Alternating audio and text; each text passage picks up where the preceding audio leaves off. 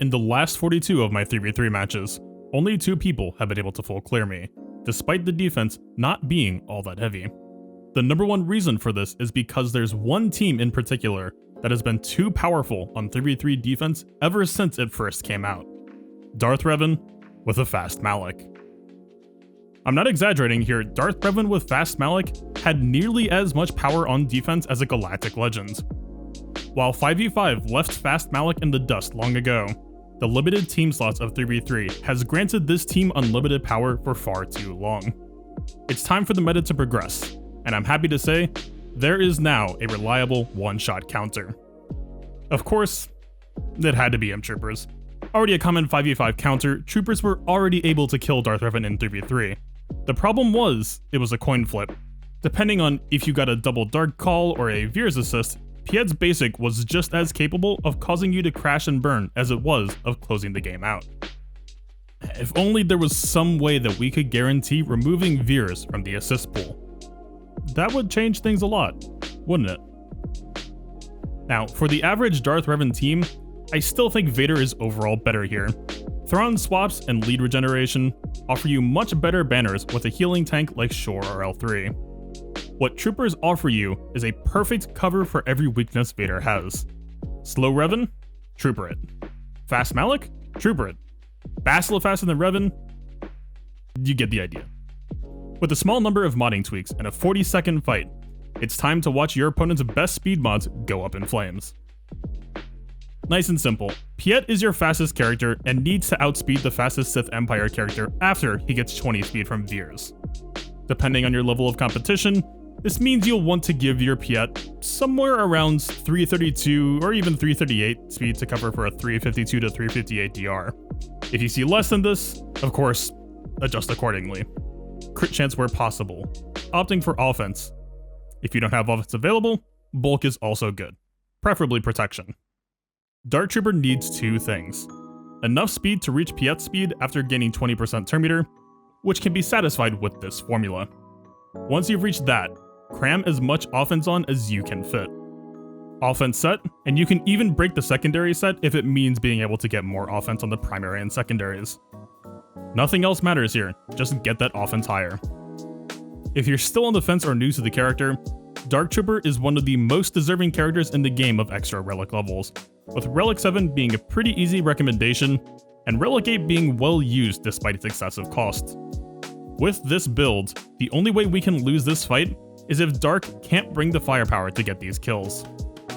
In this footage, my Dark Trooper is Relic 8, and Malak is Relic 7 with a massive amount of added health and protection.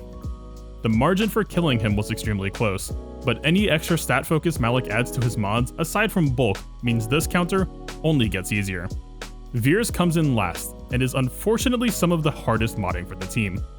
His speed needs to be within 70% of Piet using this formula, but all in all, it's not a high number to reach. All we care about here is his special crit chance to guarantee he gets feared by Malak. The magic number we're looking for is 85%.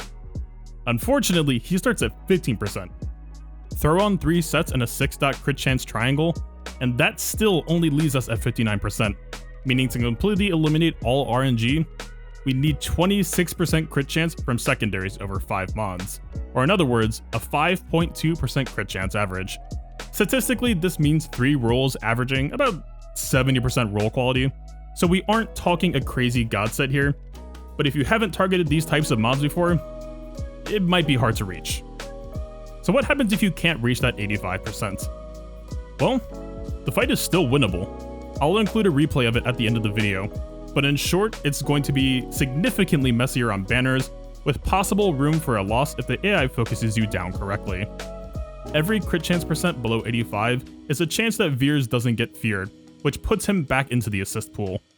So even if you have no crit secondaries whatsoever, worst case, that's still only a 26% chance of a 50% chance. Everything you add towards that 85% helps push the odds even further in your favor. Of course, one last note, keep in mind that a crit avoid arrow Malak is going to add to this RNG, and usually in those cases, I would default to using Vader here. Unless it's a crazy Malak that has crit avoid arrow and is also faster than Darth Revan, then you might end up in a rough spot, but keep that in mind. The turn order is extremely simple. Piet goes first, placing Mark on Dark Trooper. Dark can either use Turn Meter or Basic here, but I usually just default to Basic as it's a little bit friendlier for lower gear. Veers uses his Mass Assist while aiming at Bastila Shan, killing her. Piet will go next and use his Basic on Malak. Depending on Malak's survivability, he will usually survive both of these basics. Drain Dark Trooper for very little sustain, and then we finish him off with one last Dark Trooper basic. If Malak happens to die, then go ahead and basic Darth Revan. From here, go ahead and finish Darth Revan off. Depending on his durability, he may put up some resistance, but he's no match for Dark Trooper's Deadly Barrage. At any point, if Veers misses a crit or Dark fails to kill someone, the fight is still winnable. It just means that the final banners are worse and Veers will die. Still, with Piet's basics, it's not difficult to drop Malak, and pretty often you'll get a counterattack that kills Malak for you for free. From here, it's just a matter of reaching a turn where Dark Trooper lands a killing basic on Darth Revan. If he falls down to 2 stacks at any point, use his AoE to regenerate. And yeah, that's pretty much all there is you need to know.